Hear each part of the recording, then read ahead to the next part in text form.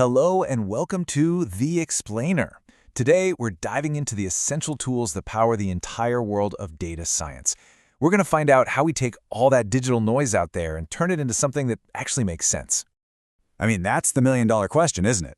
Every single day, we're creating just unbelievable amounts of data. It's like we're all swimming in this giant ocean of information. So how do we make sense of it all? Well, that's where the magic comes in, and that magic requires some pretty specific tools. So for this explainer, think of it like a story. We're going to call it the journey of data. We're going to follow a piece of information right from the beginning, when it's just raw and messy, and watch it transform, step by step, until it becomes this beautiful, insightful visualization that can tell us something really powerful. All right, first things first on this journey, storing the data deluge. We've got to give our raw data a home. And, with the sheer amount of information we're talking about today, your standard spreadsheet, that's not going to cut it. Not even close. And right off the bat, a data scientist has to make a huge decision. Which data storage solution should you choose? Believe me, this choice is a big deal. Where you decide to put your data can totally change what's possible later on. It all comes down to what your data looks like and, of course, what questions you're trying to answer.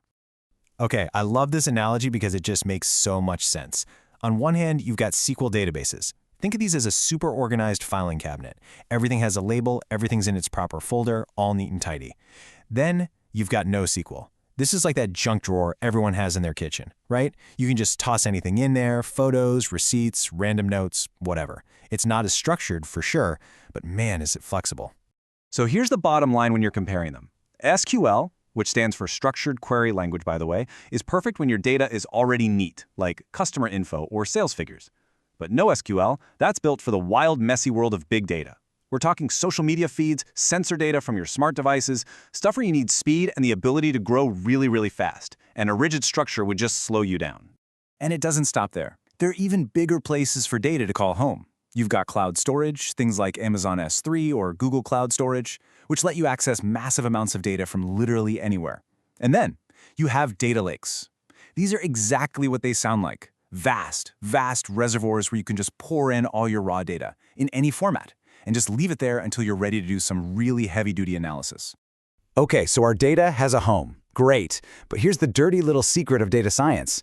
Raw data is, well, it's a mess. It's almost always full of mistakes, missing pieces, weird formatting. It's just chaotic. So before we can do anything cool with it, we got to roll up our sleeves and start the great data cleanup. And this is our roadmap for that makeover. It's called the data preparation pipeline. Think of it as a series of essential steps to take that messy, raw data and turn it into something clean and ready for action. First up, data collection. Pretty straightforward, right? This is just about gathering up all the raw data from all its different sources, whether that's a database, a spreadsheet, or pulling it directly from an API on the web. Now, this next part, data cleaning, is, well, it's everything. It's not the glamorous part of the job. In fact, data scientists can spend most of their time, like up to 80%, just doing this. But it is so important, because if you start with bad data, you're going to end up with bad conclusions. Simple as that. This step makes sure your results are actually trustworthy. And thankfully, they don't have to do all of this by hand. That would be a nightmare. There are amazing tools out there like OpenRefine and Trifacta that are basically like a digital broom for your messy data. They help you automate the process, sweeping away all the errors and inconsistencies to get that data set nice and clean. All right, last part of the cleanup crew, data transformation and integration. This is where we pull data from a bunch of different places and merge it all together, so it's in one unified spot. We might also have to reshape it a bit, just to get it in that perfect format for the analysis we're about to do.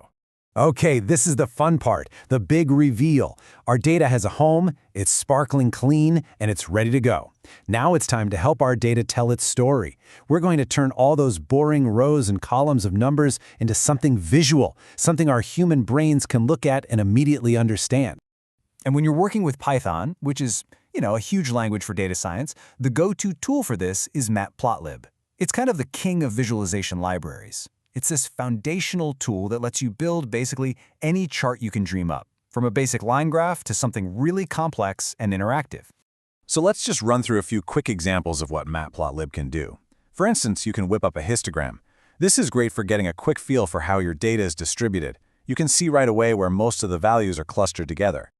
Or you can create a line chart. This is your classic go-to for tracking trends over time. You want to see if sales are going up or down? A line chart tells you that story in a single glance. Then there's something like a box plot. Now, this one might look a little strange at first, but it is so powerful. It packs a whole statistical summary into one little graphic.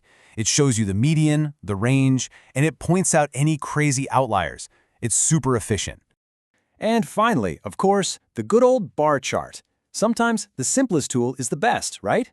There's just no better way to clearly compare different groups or categories. It's a classic for a very good reason. So, we've got the storage, the cleaning tools, the visualization libraries, but where does a data scientist actually use all this stuff? Let's take a peek inside the data scientist's workshop. Well, that workshop is usually what's called an IDE, or more specifically, a notebook, like a Jupyter notebook. You can think of it as an interactive scrapbook. It's this amazing space where you can write code, run it immediately, see the visualization pop up right below, and write notes to yourself all in one place. It's the digital workbench where this whole data journey actually happens. So let's just quickly recap that whole journey. Step 1, storage, finding our data a home. Step 2, preparation, giving it that big makeover. Step 3, visualization, the big reveal. And all of that leads to Step 4, the whole point of the exercise, insight, the story the data was waiting to tell. And that really is what this is all about. These tools we've been talking about, they're not just programs. They're what allow data scientists to be modern-day storytellers. They're the instruments that let them translate the strange language of numbers into human understanding, into stories we can actually use. So after this whole journey, we're left with one final, really big question. Now that we have all these incredible tools to make data talk, what questions should we be asking it? We have the power to listen like never before.